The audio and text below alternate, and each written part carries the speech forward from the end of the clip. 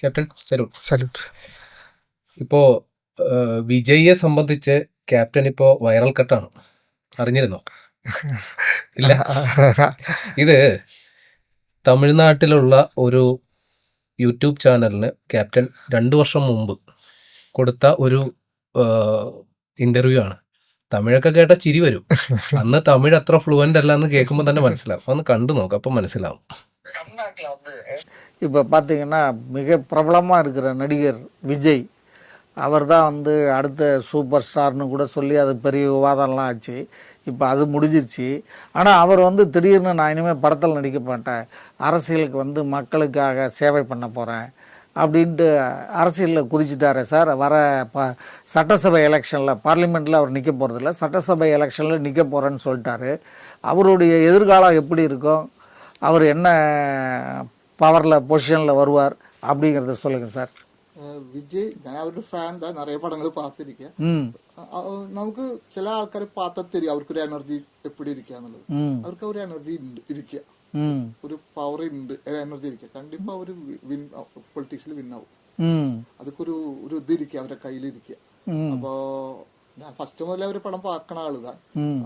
പക്ഷെ അവര് കണ്ടിപ്പോ പൊളിറ്റിക്സില് ചില നിറയെ ആൾക്കാർ കേളുമല്ലോ. ഇപ്പൊ കമലഹാസൻ വന്നിട്ട് വിന്നാവല്ലേ,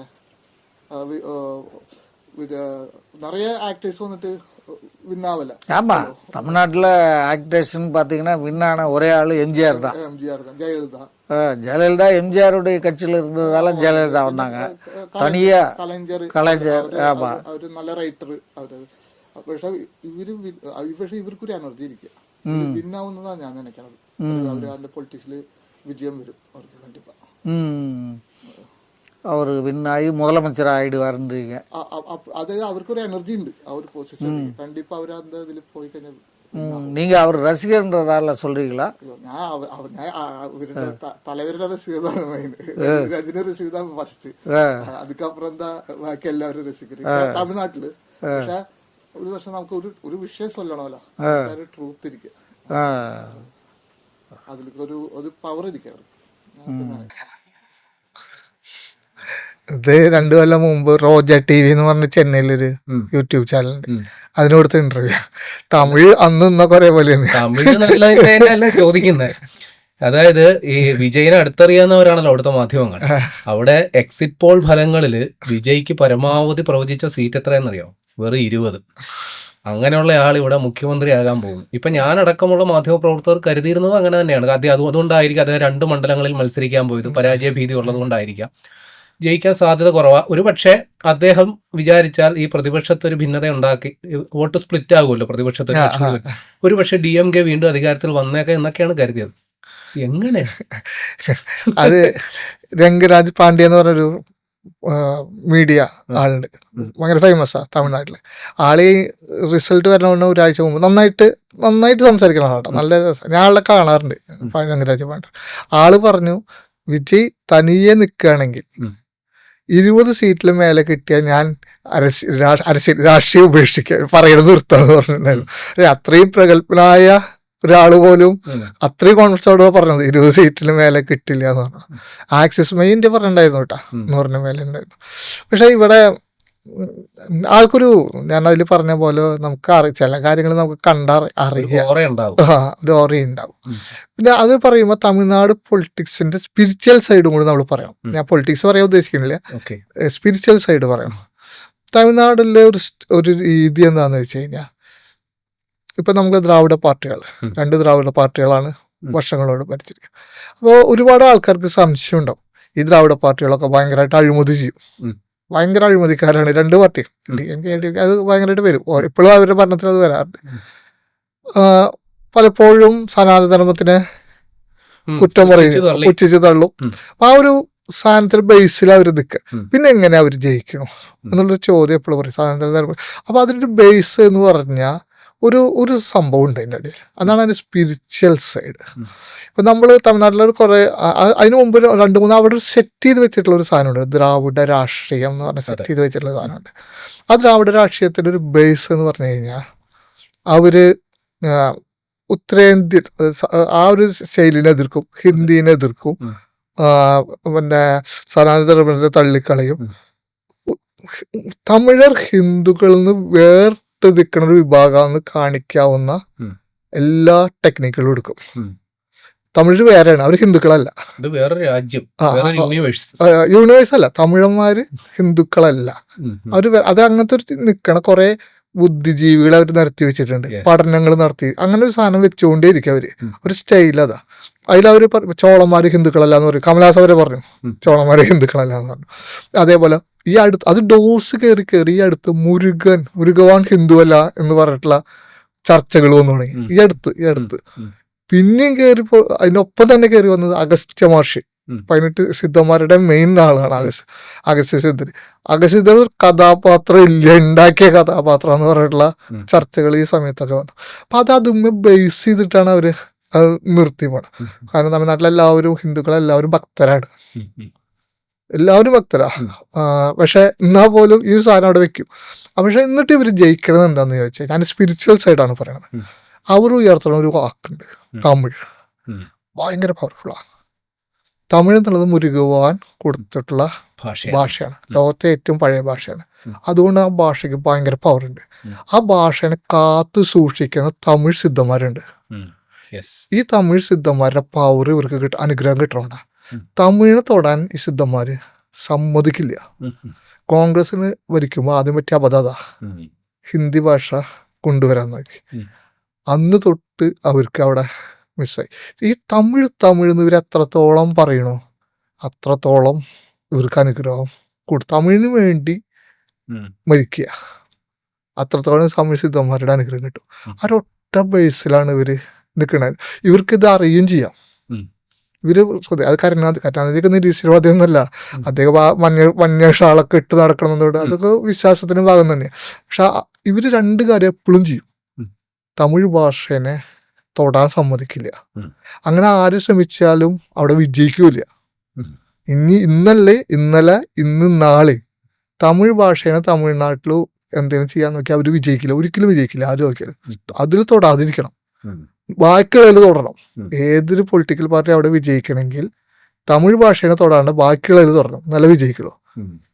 ഇത് അറിയണ ആൾക്കാർ ഇവരുകൊണ്ട് ഇവർ തമിഴിന് വേണ്ടി മരിക്കാൻ തയ്യാറാവുന്നതുകൊണ്ട് ആ അനുഗ്രഹം കിട്ടണോണ്ടാണ് ഇവര് എപ്പോഴും വിജയിച്ചുകൊണ്ടിരിക്കുന്നത്. ആ ഒരു ബേസ് അവര് കാത്തു സൂക്ഷിക്കും. 2, മുരുകവാന്റെ കാര്യത്തിൽ അവർ ഭയങ്കരമായിട്ട്, ബാക്കിയുള്ളത് എന്തു പറഞ്ഞാലും മുരുകവാന്റെ കാര്യത്തിന് വേണ്ടിയിട്ട് അവര് എന്ത് വേണമെങ്കിൽ ചെയ്യും. ഈ രണ്ടുമേ പിടിച്ച് അനുഗ്രഹം മേടിച്ചിട്ടാണ് ഇവരിത് ചെയ്തുകൊണ്ടിരിക്കുന്നത്. ഇവർക്ക് ഇവിടെ ഒരു മിസ് പറ്റി ഈ പ്രാവശ്യം. തിരുപ്പുറം കൊണ്ട വിഷയത്തില് ഇവരെ അഗ്രസ്റ്റ് ആയിട്ട് സംസാരിച്ചു. ആ ഫസ്റ്റ് ടൈം ഇൻ ഹിസ്റ്ററി. ഒരിക്കലും ഞാൻ വിചാരിച്ചില്ല DMK ആണ്. കാരണം DMK മുരുകവന്റെ അമ്പലങ്ങളിൽ എപ്പോഴും നന്നാക്കും അവരുടെ ഭരണത്തില്. ഇപ്പൊ പഴനിയിൽ നിന്ന് ആ ഗിരിവലൊക്കെ വൃത്തിയാക്കിയത് ഇവരുടെ കാലത്താ. ഇവരത് ശ്രദ്ധിക്കും, തമിഴ് ഭാഷ ശ്രദ്ധിക്കും, ബാക്കി എല്ലാ കാര്യങ്ങളും അഴിമതി നടത്തും ഒക്കെ ചെയ്യും. പക്ഷെ ഈ അനുഗ്രഹത്തിലാണ് വിൻ ചെയ്ത് പോകാൻ. ഈ സെറ്റ് പൊളിയാണ്ട് ഒരിക്കലും അവിടെ ഈ സംഭവത്തിൽ നിന്ന്, അതായത് ഇല്ലെങ്കിൽ ഇത് കൂടി വരും. മുരുകവൻ ഹിന്ദു എന്ന് പറയില്ല, ദേശീയതയിലേക്ക് തമിഴ് രാഷ്ട്രീയം വരില്ല. അതായത് ഭാരതം എന്നുള്ളൊരു സംഭവത്തിലേക്ക് വരില്ല. മുരുകവാനെ പ്രാദേശികമായിട്ട് കൊണ്ടുവരിക. അവിടെയാണ് നമ്മളെല്ലാമാർക്ക് മുരുകവാനെ ദേശീയത എന്ന് മുരുകവാന്റെ അനുഗ്രഹത്തിൽ പറഞ്ഞു തുടങ്ങിയത്. മറ്റൊരു മുരുകവാനെ വേറൊരു വിഭാഗമായിട്ട് ആക്കുമ്പോ അല്ല. അവർ നമ്മൾ ബൈ റോഡാണ് മുരുകവാന്റെ വിഗ്രഹം കൊണ്ടുപോയത്, ഈ കട്ടിങ് സൗത്തിനെതിരായിട്ട്. അയോധ്യയിൽ നിങ്ങൾക്ക് മുരുകഭഗവാന്റെ യാഗം നടത്താൻ പറ്റുമെന്നാണ് ഈ അടുത്ത തിരുപ്പുറംകുട്ട സമയത്ത് ചോദിച്ചത്. തമിഴ് മുറയിൽ നമ്മൾ ചെയ്തതിന് ശേഷം നമ്മള് മുരുകവാനെ അനുഗ്രഹത്തിൽ മുരുകവാന്റെ ദേശീയത ഭാരതത്തിന്റെ ആളായിട്ടാണ് ഇവര് തമിഴ് ഇത്. അപ്പൊ ഈ ബേസിന്ന് ഇത് പൊളിയാണ്ട് ഈ ഇത് കൂടി വരികയും ദേശീയതയിലേക്ക് ഒരിക്കലും എത്താൻ പറ്റാണ്ട് ഒരവസ്ഥ വരികയും ചെയ്യും. പക്ഷെ ഇത് പൊളിയണമെങ്കിൽ ഇവരെ കയ്യിൽ നിന്ന് എന്തെങ്കിലും മിസ് വരണമായിരുന്നു. അത് വന്നു തിരുപ്പുറംകുன்றത്തിന് ഫസ്റ്റ് ടൈം. ഒരിക്കലും ഇവർ പ്രതീക്ഷിക്കാത്ത രീതിയിൽ മുരുകവാന്റെ വിഷയത്തിൽ അവര് അതിനെതിരെ പ്രവർത്തിച്ചു. അതാണ് തമിഴ് സിദ്ധന്മാരുടെ ഒരു അനുഗ്രഹം അവർക്ക് മിസ്സായി. ഈ സമയത്താണ് ഇദ്ദേഹം കയറി വരുന്നത്. ശരിക്കും ആ ഒരു ഒരിക്കലും പ്രതീക്ഷിക്കാണ്ട് ഒരു പുതിയ സംസ്കാരം, പൊളിറ്റിക്കൽ രീതി, പൊളിറ്റിക്കൽ ട്രെൻഡ് തമിഴ്നാട്ടില് ഒരുപാട് കാലത്തിന് എത്രയോ വർഷങ്ങൾക്ക് ശേഷം ഉണ്ടാവാൻ കാരണം ഈ ഒറ്റ കാരണം തിരുപ്പുറംകുன்றത്തിൽ അവർ ചെയ്ത DMK സഖ്യം വരെ പൊളിഞ്ഞു പോയി. കോൺഗ്രസ്സുകാരൊക്കെ ഇപ്പൊ മറ്റെവിടേക്ക് പോയി. ഒറ്റയടിക്ക് ഇതുവരെ സെറ്റ് ചെയ്ത് വെച്ച സെറ്റാ മാറി. ആൾക്കാരുടെ ഇത് ആ മൈൻഡ് സെറ്റാ മാറി. അവിടേക്ക് ഒരു പുതിയ വേവ് കടന്നു വരികയാണത്. അത് ഈ ഒറ്റ കാരണം കൊണ്ട് ഉണ്ടായിട്ടുള്ളതാണ്. അവരെ മിസ് പറ്റി ശരിക്കും ഇദ്ദേഹം കയറി വന്നു. ആ അറിയണോണ്ടാണ് ഞാനത് അവിടെ പറയാൻ കാരണം. ഇതിന്റെ ദൂരഭാവമായ ഫലങ്ങൾ ഭയങ്കര. ഇപ്പോൾ ആ ദ്രാവിഡം എന്നുള്ള സെറ്റപ്പ് എന്ന് അത് മാറി പൊളിഞ്ഞു. ഇനി ആ ഗ്യാപ്പിലേക്ക് ഇദ്ദേഹം കയറി വന്നു. ഇനി ബാക്കിയുള്ള ആൾക്കാർക്കും കയറി വരാൻ പറ്റും. പക്ഷേ ഈ 2 വർഷം മുമ്പ് ഈ പ്രവചനം നടത്തുന്ന സമയത്ത് രജനീകാന്ത് സുല്ലിട്ട് മാറി. അതെ എന്നെ കൊണ്ട് പറ്റുന്ന പരിപാടി. കമൽഹാസൻ പൊട്ടിപ്പൊളിഞ്ഞു. അദ്ദേഹത്തിന് പൊളിറ്റിക്സിൽ വലിയ ഗ്രാഫില്ലെന്ന് മനസ്സിലാക്കി. ആ സമയത്താണ് വിജയ് ഇനി സിനിമാ അഭിനയം വേണ്ട, രാഷ്ട്രീയത്തിൽ ഒരു കൈ നോക്കാമെന്ന് പറയും. അദ്ദേഹത്തിന്റെ അടിയുറച്ച കട്ട ഫാൻ പോലും കരുതിയിട്ടുണ്ടാകില്ല ഈ ഒരു അവസ്ഥയിലേക്ക് എത്തുമെന്ന്. ഈ തെരഞ്ഞെടുപ്പ് റിസൾട്ട് വരുന്നതിന് തൊട്ട് മുമ്പ് വരെ അവിടുത്തെ നിരീക്ഷക മാധ്യമങ്ങൾ പോലും കരുതിയിരുന്നില്ല ഇങ്ങനെ വരുമെന്ന്. എക്സിറ്റ് പോൾ ഫലങ്ങൾ പോലും എതിരായിരുന്നു. അപ്പോ ഇങ്ങനെ ഒരു പ്രവചനമൊക്കെ നടത്താൻ അസാമാന്യ ധൈര്യം വേണം. അത് എന്താ പറയാ, ഞാൻ പറയല്ലേ, ഈ ഒരു സംഭവം അറിയണോണ്ട് ചെയ്തിട്ടുള്ളത്. നമ്മുടെ സ്പിരിച്വൽ സൈഡ് അറിയണോണ്ട്. പിന്നെ ആളുടെ ഓരോ സ്റ്റെപ്പ് കാണുമ്പോഴും നമുക്ക് കിട്ടുന്ന ചില അടയാളങ്ങൾ ഉണ്ടായിരുന്നു. അത് വെച്ചിട്ടാണ് ഞാൻ അത് പറഞ്ഞത്. അദ്ദേഹത്തിന് ഓരോ സമയത്തും പലപ്പോഴും എനിക്ക് ഒരു കണക്ഷൻ പല ഉണ്ടായിരുന്നു. അപ്പൊ അത് വെച്ചിട്ടാണ് ഞാനത് അന്നത് പറയാൻ കാരണം. ഇത് ദൂരഭാവമായ ഫലം ഉണ്ടാക്കും. ദൂരഭാവം അവിടേക്ക് ഇനി ബാക്കിയുള്ളവർക്ക് കയറി വരാം. ആ കയറി വരുമ്പോ ഒറ്റ കാര്യം ചെയ്യരുത്, തമിഴ് ഭാഷേനെ തൊടരുത്. തൊടാണ്ട് കയറി വന്നു കഴിഞ്ഞാൽ ഭയങ്കരമായിട്ട്, കാരണം ജെൻസി എന്നുള്ള ആൾക്കാരുടെ ഉള്ളില് ദ്രാവിഡം എന്നുള്ള സാധനം പൊട്ടിപ്പൊളിഞ്ഞു പോയി. പുതിയ പിള്ളേർക്ക് അവിടെ യൂത്ത് ആയിട്ടുള്ള നേതാക്കന്മാർക്ക് കയറി വരാം. ഒരുപക്ഷെ ഭാവിയില് വിജയ് വേഴ്സ് അണ്ണാമല എന്നുള്ള രീതിയിലേക്കൊക്കെ കയറി വരാവുന്നൊരു സാധനം അവിടെ പരന്ന് കടന്നു. ആ ഒരു സാധനവും ഇതായി അവിടേക്ക് ഇനി കയറി വരും. പക്ഷെ ആര് കയറി വരുമ്പോഴും തമിഴിനെ തൊടരുത്. തൊട്ട് കഴിഞ്ഞാൽ കഴിഞ്ഞു, അവിടെ നിൽക്കാൻ പറ്റില്ല. അവിടെ ഈ തിരുപ്പുറംകുன்றம் വിഷയം ഉണ്ടായില്ലെങ്കിൽ ഇത് സംഭവിക്കില്ലായിരുന്നു. പിന്നെ ഇദ്ദേഹത്തിന് ഇപ്പൊ ഈ അടുത്ത് വിജയ തന്നെ ഇലക്ഷൻ കഴിഞ്ഞിട്ടാണ് ചെയ്തത്. തിരുച്ചെന്തൂര് പോയിട്ട് ഞാൻ ഹിന്ദുവാണെന്ന് എഴുതി കൊടുത്ത് പോയിട്ട് അവിടെ ചെയ്തു. പക്ഷെ ഇലക്ഷന് മുമ്പാണെങ്കിൽ അത് പൊളിറ്റിക്കൽ സ്റ്റണ്ടാന്ന് പറയാം. പക്ഷെ ഇലക്ഷൻ കഴിഞ്ഞിട്ടാണ് അദ്ദേഹം പോയിട്ട് ഇത് എഴുതി കൊടുത്ത് തിരിച്ചു. പിന്നെ ഇലക്ഷന്റെ റിസൾട്ട് വന്ന ശേഷം അദ്ദേഹത്തിന്റെ അച്ഛൻ തിരുത്തണിയിൽ പോയിട്ട് തൊഴണ വീഡിയോ ഒക്കെ വന്നിട്ടുണ്ടായിരുന്നു. അപ്പോൾ ആ റൂട്ട് ആരോ പറഞ്ഞു കൊടുത്തിട്ടുണ്ട്. അത് ആ സ്പിരിച്വൽ റൂട്ട് ആരോ കൺവേ ചെയ്തിട്ടുണ്ട്. അതുമ്മ തൊട്ട് പോയത് കൊണ്ടാണ് ഈ സംഭവം ഉണ്ടാകുന്നത്. അതിനൊരു സാധ്യതയുണ്ട് എന്ന് മനസ്സിലാക്കിയിട്ടാണ് ഞാൻ അന്ന് അതിൽ പറഞ്ഞത്. ഇപ്പൊ മറ്റൊരു രാഷ്ട്രീയ സംഭവവികാസം നമ്മുടെ രാജ്യത്ത് നടന്നിട്ടുണ്ട്. മമതാ ബാനർജി ബംഗാളിൽ നിന്ന് ഞാൻ രാജിവെക്കില്ല എന്നൊക്കെ അവരെ പറയുന്ന അവസ്ഥ എത്തി. എന്നിരുന്നാലും രാജിവെക്കാൻ നിവൃത്തിയില്ല, തുന്നം പാടി. എന്താണ് മമതയ്ക്ക് അവിടെ കാലിടറാൻ കാര്യം? അല്ല, അവിടെ അത്യാവശ്യമാണ്. സിലിഗുരി എന്ന് പറഞ്ഞ ചിക്കൻ നെക്കിന്റെ ഏറ്റവും ബോർഡറിൽ അവശേഷിക്കുന്ന ഏക സംസ്ഥാനം BJP ഭരണം ഇല്ലാത്തത്. അല്ല, അവിടെ അത്രയും സ്ട്രോങ് ഒരു സാധനമാണ്. നമ്മുടെ ആ യാഗത്തിലേക്ക് പോകുമ്പോൾ ഞാൻ നേരത്തെ പറഞ്ഞു, നമ്മുടെ വെയിൽ വെക്കാൻ പോണ ഒരു സ്ഥലമാണ് അത്. അപ്പൊ നമ്മൾ ആ വഴിക്കാണ് നമ്മുടെ സിക്കിമിലേക്ക് യാത്ര. ഫുൾ ബോർഡറുള്ള സ്ഥലമാണ്. അവിടെ സുരക്ഷിതത്വമായ സംഭവം ആവശ്യമാണ്.